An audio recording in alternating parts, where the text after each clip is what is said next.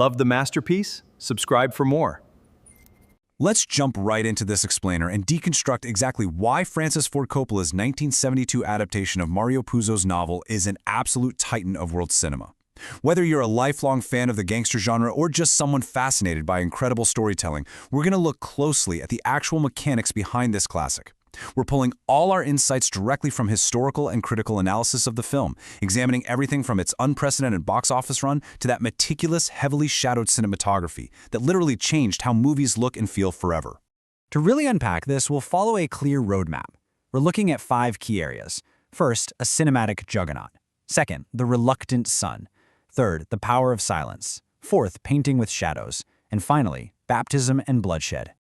Okay, let's start with part 1. A cinematic juggernaut, the numbers and the names. We really need to look at the massive scale of the film's success right after its New York premiere on March 15, 1972. But to fully appreciate what Coppola pulled off, you have to look at the starting line. The film was produced on a relatively modest budget of roughly $6.5 million. I mean, to put that into perspective, today that might barely cover the catering budget on a massive superhero movie.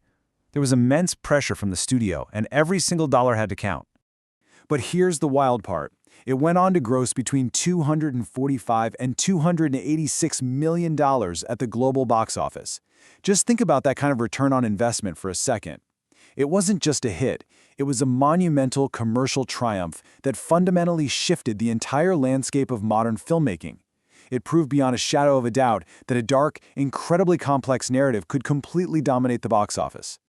And of course, that staggering return was driven by an absolutely legendary ensemble cast. You've got Marlon Brando as the aging patriarch, Don Vito Corleone, acting alongside Al Pacino, James Caan, Robert Duvall, and Diane Keaton. This wasn't just a collection of famous faces. It was a perfect storm of talent that forever defined the gangster genre, mostly because they brought this profound, grounded humanity to some incredibly dangerous people.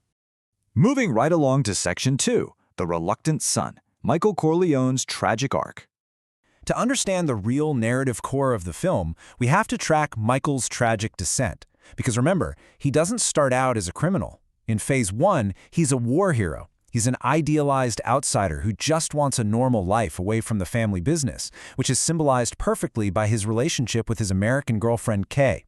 But when his father is targeted for assassination after refusing to enter the narcotics trade, the pure gravity of family loyalty pulls Michael right back in.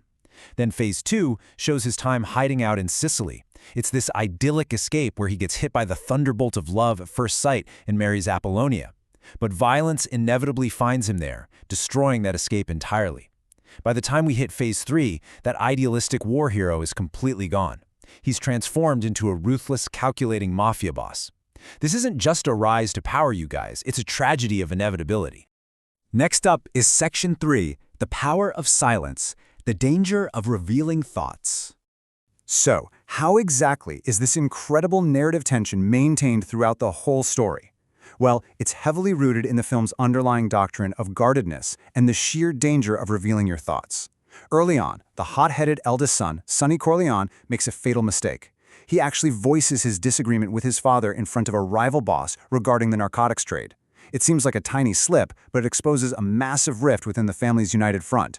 Don Vito immediately reprimands him with this defining, absolutely chilling command: never tell anyone outside the family what you are thinking again. Why this really matters, and what you should take away from this, is how that single rule completely reshapes our viewing experience. Because the characters aren't allowed to actually say what they mean, it forces us, as the audience, to constantly read the subtext of every single scene. It transforms mere dialogue into a lethal, high-stakes chessboard. A compliment might actually be a death threat, an offer of peace, probably a trap. True intentions are entirely hidden beneath carefully calculated words.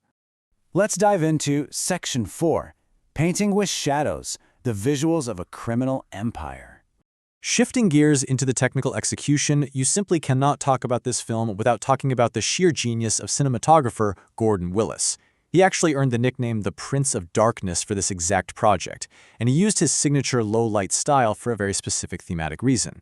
He wasn't just trying to make the movie look cool or moody. He was purposefully using lighting to visually reflect the clandestine, morally ambiguous nature of the entire Corleone empire. The crucial point to notice here is how those heavy shadows actively hide the character's eyes. It's such an incredible visual technique. By placing the actor's eyes in deep, dark shadow, Willis is showing, rather than just telling us, about their secret motives.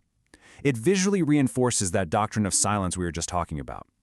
And on top of that, this heavy, oppressive darkness physically illustrates the psychological burden of their lifestyle. They are quite literally living and operating in the dark. And finally, we arrive at Section 5, Baptism and Bloodshed, the climax of hypocrisy. All of this tension violently builds up to the film's legendary climax, which is often just called the baptism scene. In an absolute masterclass of parallel editing, Coppola beautifully juxtaposes two completely opposite realities. On one hand, you have the sacred act of a baptism, where Michael is serving as a godfather and literally renouncing a Satan. But this is seamlessly intercut with simultaneous, brutal assassinations that he explicitly ordered to wipe out rival bosses and family traitors. This stark contrast essentially forces us to witness Michael's ultimate descent into darkness.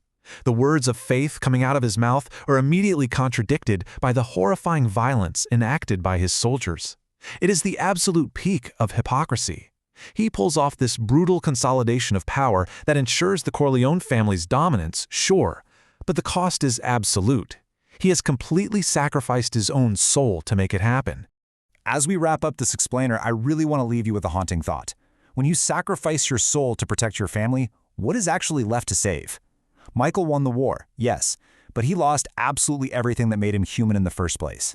That tragic, unanswerable paradox is exactly why the story continues to captivate audiences and filmmakers alike well over 50 years later. Thanks so much for diving into this with me today.